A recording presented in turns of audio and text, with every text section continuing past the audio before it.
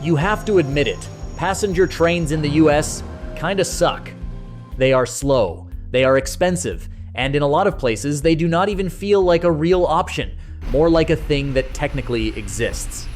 For most Americans, taking an intercity train sounds like a story your New York relative tells at Thanksgiving. But here is what really gets me. US passenger trains are not just slower than trains in Europe and China, they are slower than the United States was 80 to 100 years ago. And that is wild, because America was building railroads back when China was still an empire. Now China is running passenger rail like it is the future, while the US is somehow moving backward. The numbers are not subtle. In the 1950s, Minneapolis to Chicago on the Olympian, Hiawatha took about 7 hours. Today, Amtrak's Empire Builder on a similar run is closer to 8. Buffalo to Cleveland, 187 miles. Back then, about 3 hours. Now it is more like 3.5 if the universe is feeling generous. And the one that really hurts?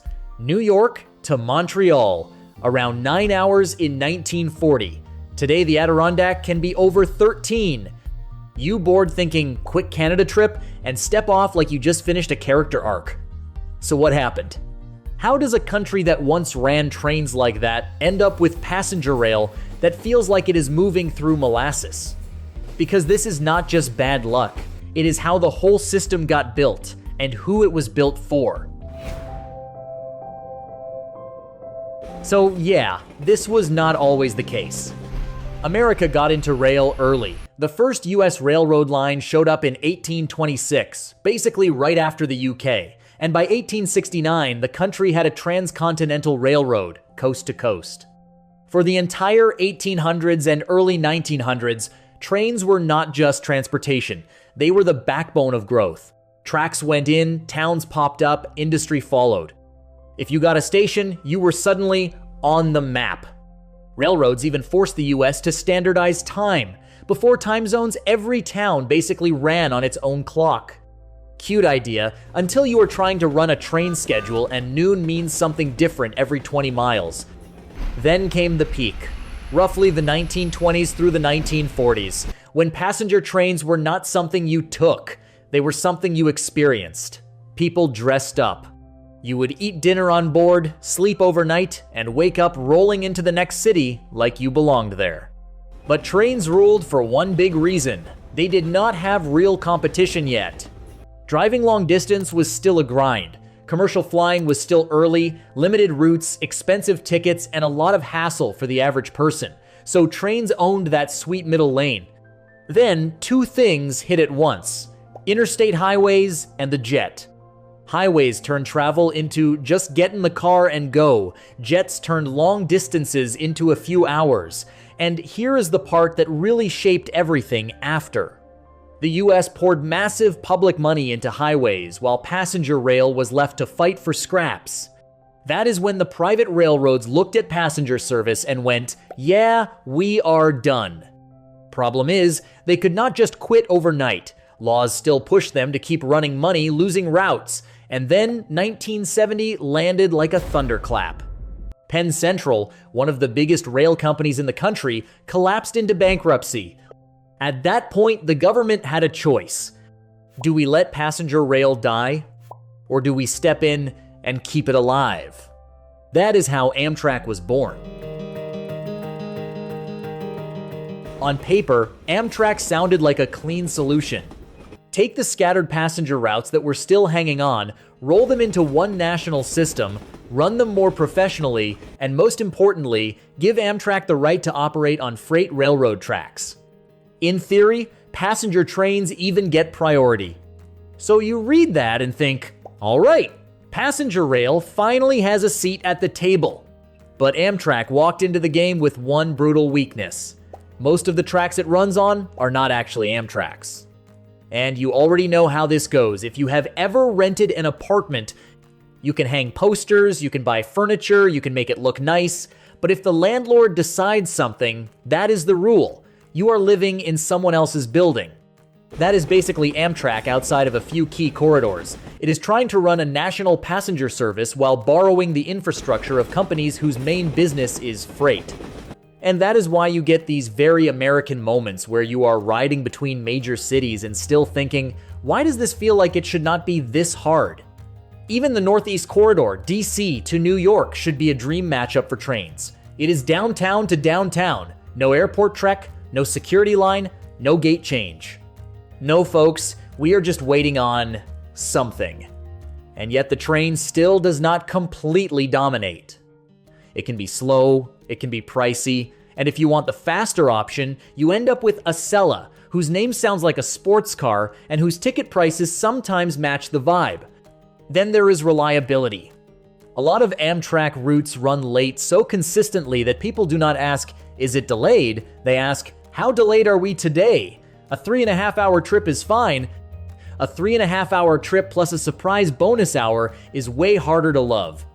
And when that happens, Amtrak usually points the finger at one thing: freight trains. Which brings us to the biggest twist in this whole story, because the US is not actually bad at rail. The US is incredible at rail, just not the kind that carries you. That freight excuse? It sounds like a convenient scapegoat until you zoom out and realize it is basically the entire story. Because the US is not bad at trains. The US is really good at trains, just not the kind that carries people.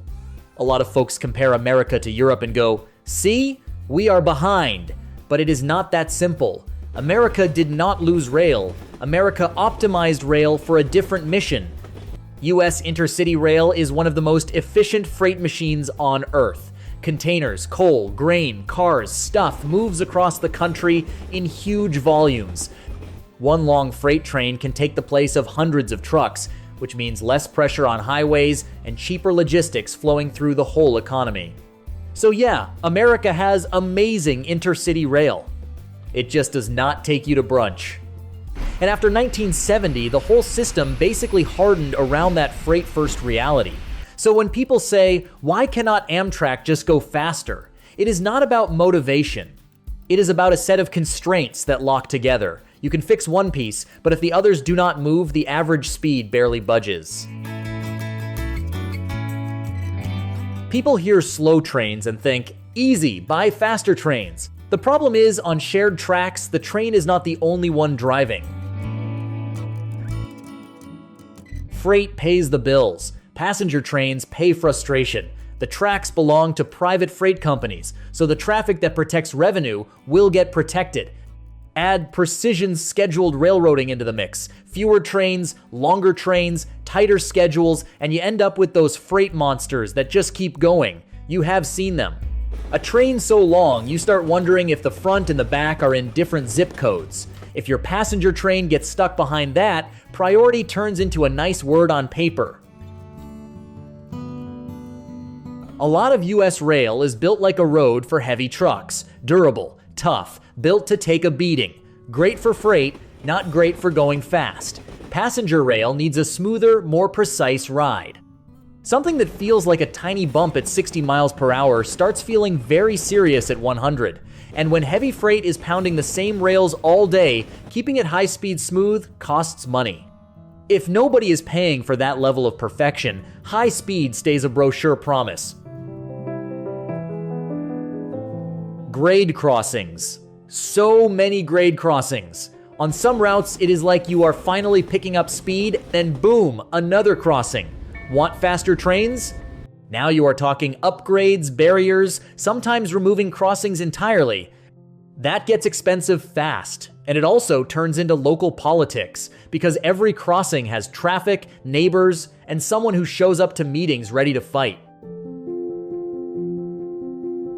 Dispatching is basically air traffic control with a different scoreboard. The dispatcher is often working for the freight railroad, and they are graded on freight performance.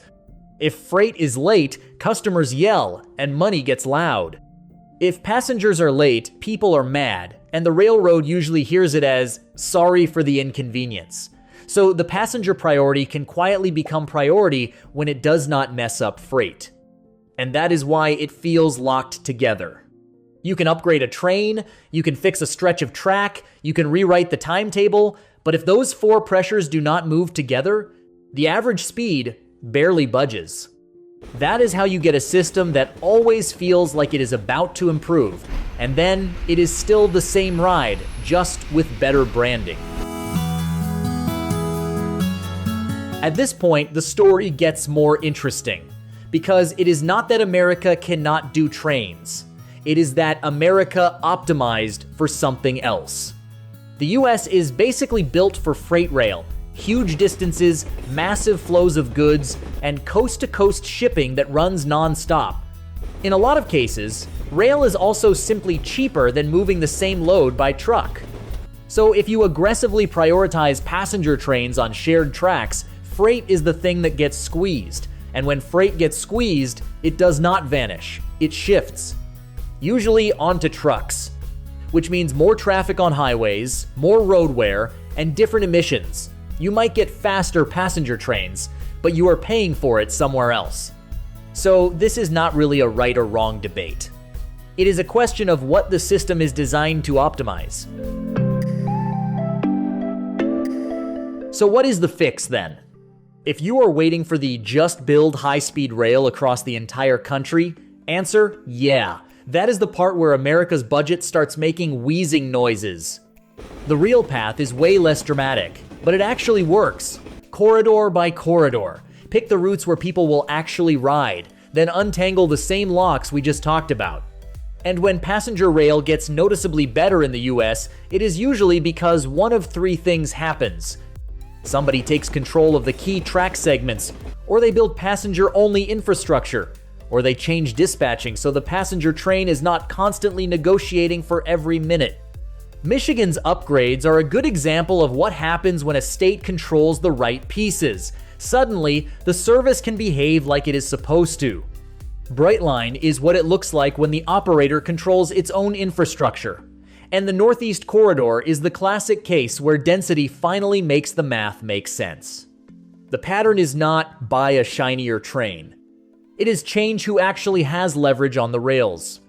So maybe the best question is not, why does America not have trains like Europe? The better question is, does the US actually want to make that trade? Because right now, America has something a lot of countries would love to have, an incredibly strong freight rail system. Shifting the priorities so passenger trains get faster is absolutely possible, but it is not free. It costs money, it takes time, and it sets off a domino effect in how the country moves everything else. All right, your turn. Have you ever taken Amtrak? Was it on time, or did it gift you that special expanded time experience? Drop your story in the comments. And if you like videos that take everyday stuff and reveal the weird hidden logic behind it, hit like, subscribe, and I will see you in the next one.